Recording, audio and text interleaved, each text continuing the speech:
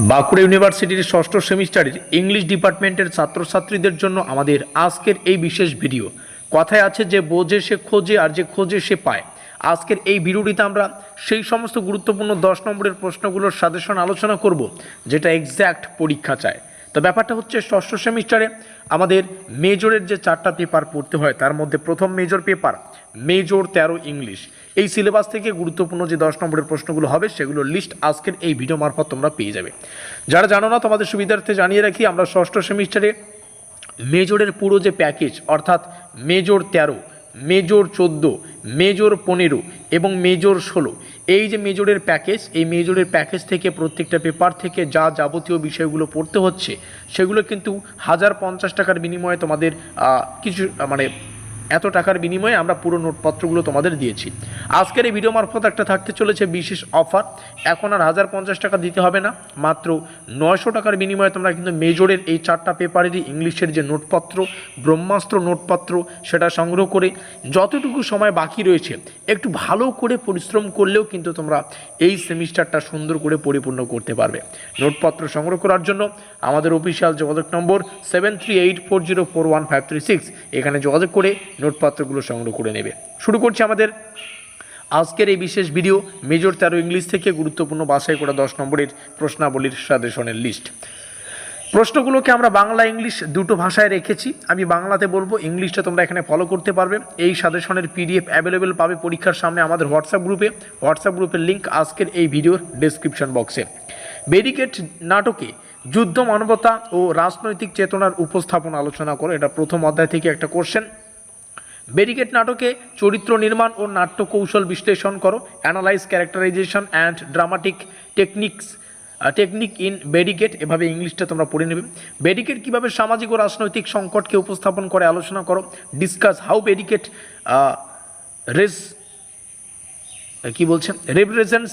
Represent social and political crisis, এটা পড়বে। তারপরে পরবর্তী যে বিজয় তেন্ডুলকার থেকে সাইলেন্স যে কোশ্চেন টপিকটা রয়েছে আমাদের পরীক্ষায়, যেটা ট্রান্সলেট বাই প্রিয়া আদারকার, সেখান থেকে যে কোশ্চেনটা রয়েছে, silence the court is the season নাটকে নারী নিপীড়ন ও সামাজিক ভণ্ডামির চিত্র আলোচনা করো। এই টপিক থেকে এই কোশ্চেনটা তো মোস্ট ইম্পর্টেন্ট একটা কোশ্চেন। তারপরে বেনারের চরিত্রের মাধ্যমে সমাজে নারীর অবস্থান, এটা পড়বে।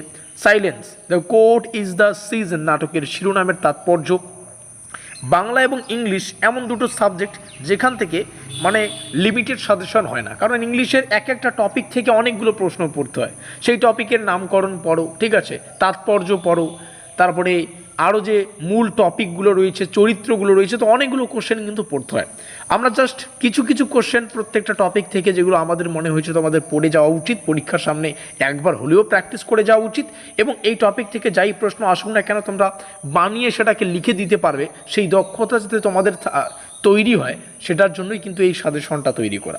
পরবর্তী question, light oh where is the light কবিতায় আধ্যাত্মিক অনুসন্ধান ও প্রতীকবাদ আলোচনা করো।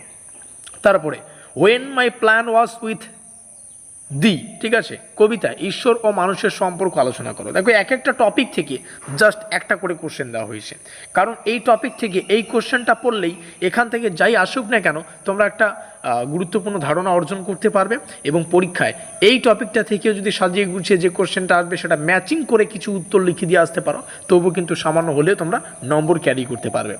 পরবর্তী কোশ্চেন, দ্য ভয়েড কবিতায় অস্তিত্ববাদী সংকট ও শূন্যতার ধারণা।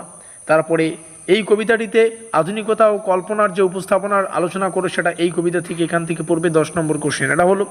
তারপরে the land of the half humans কবিতায় সামাজিক সংকট ও মানবিক বিচ্ছিন্নতা আলোচনা করো।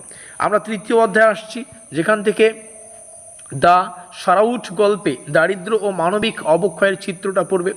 দ্য শ্রাউড গল্পে ঘিসু ও মাধব চরিত্রের মূল্যায়নটা পড়বে। নেক্সট কোশ্চেন যে রয়েছে, রেবাটি গল্পে নারী শিক্ষা ও সামাজিক কুসংস্কারের উপস্থাপনা আলোচনা করে, এটা পড়বে।